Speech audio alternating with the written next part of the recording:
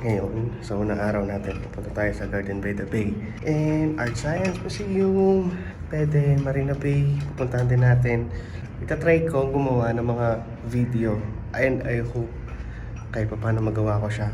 I know hindi ito magiging perfect video, pero yun, anong masama, itatry natin, di ba?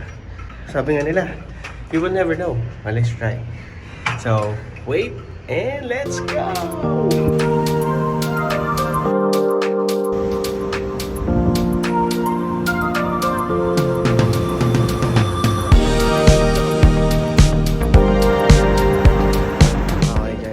Tatawid na tayo ngayon.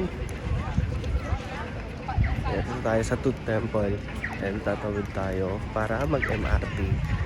Alam niyo yung masakit. 50% na lang ako. Ang bilis ko namang malubat. So dito na tayo sa MRT. Ito na MRT nila dito.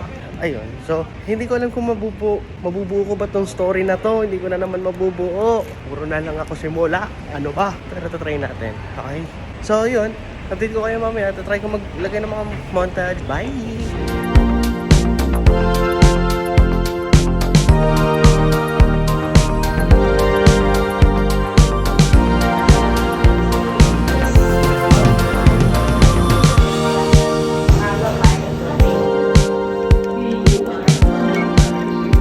Okay, so gusto ko lang pakita sa inyo kung gaano ka-accessible itong lugar na to ng Singapore.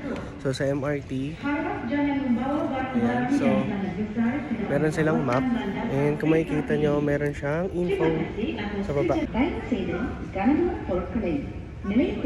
Ayan, so hindi ka mahihirapan, and pagdating mo dun sa pinaka-station na merong attraction, meron din silang locality map. Yan. So, hindi ka mahihirapan kung gagala ka mag-isa or hindi mo kabisado. Hindi ka pa nakapag-research dun sa place. So, ayun. Hindi naman magkayang uso ko Pero, out of topic yun. So ngayon, punta na tayo sa Garden by the Bay.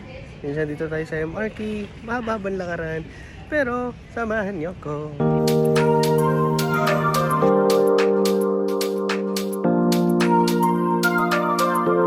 So, kakakit na natin sa escalator. And eto, meron na naman dito. Yan.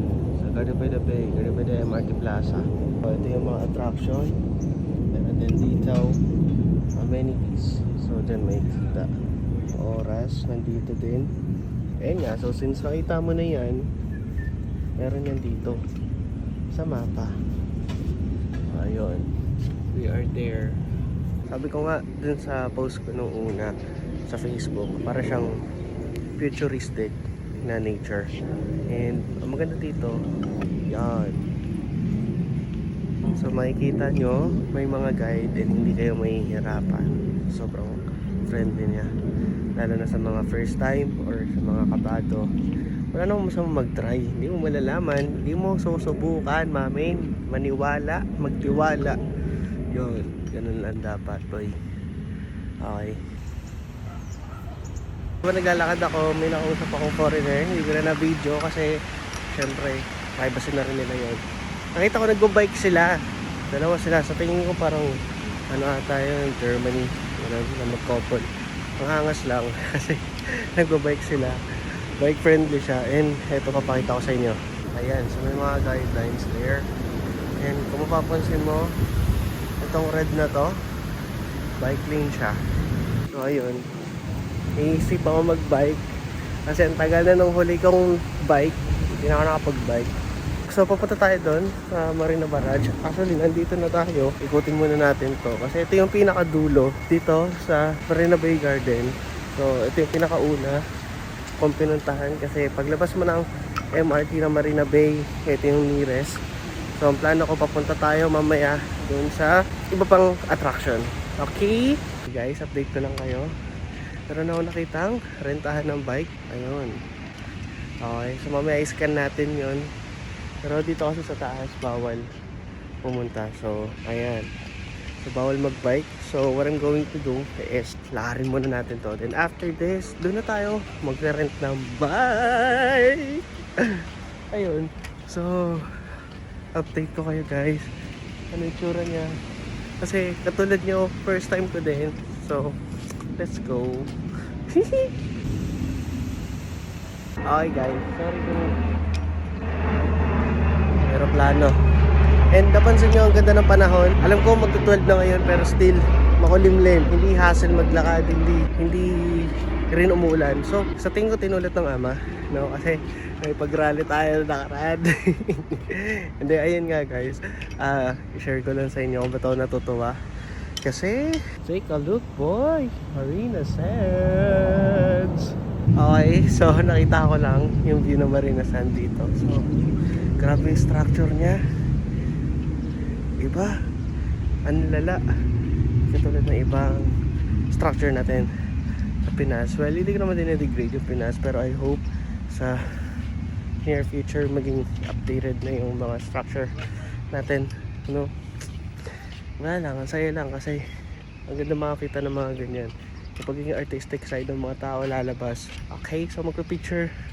Dito, try ko lang kung magpa-picture ako dito or hindi.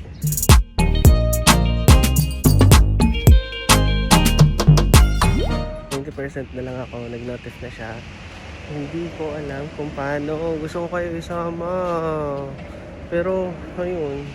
Tingnan natin kung may video ko lahat and I hope, kita pa rin. Okay. So, tapos na tayo doon mag-picture. Hindi na ako masyadong tumaas sa dulo. Kasi feeling ko wala naman masyadong ganap doon. And, ayun. Ngayon, gusto ko sana mag-rent ng bike para mas maikot ko to, and ang tagal ko na din nakakapag-bike. So, tingnan ko kung paano ko siya i-rent. Oopsie!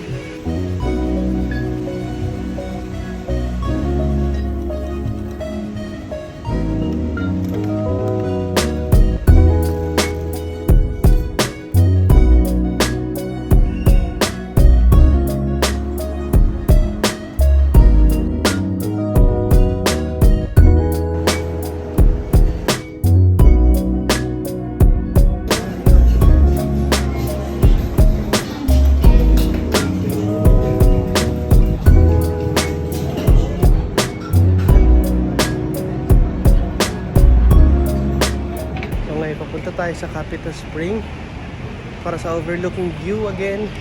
So, katapos natin kumain ng dahon. Sana ma-insert ko dyan yung picture nun kinain ko. Ayun, so papunta ako sa Capital Spring. Update ko kayo doon pag nandun ako. Okay, bye! Okay, lapit ng mukha ko. Pero ayun, nandito na tayo sa Capital Spring. So, papasok tayo dyan. Tayo sa pinakataas. Okay, tatawid lang muna ako kasi baka ako'y mamatay.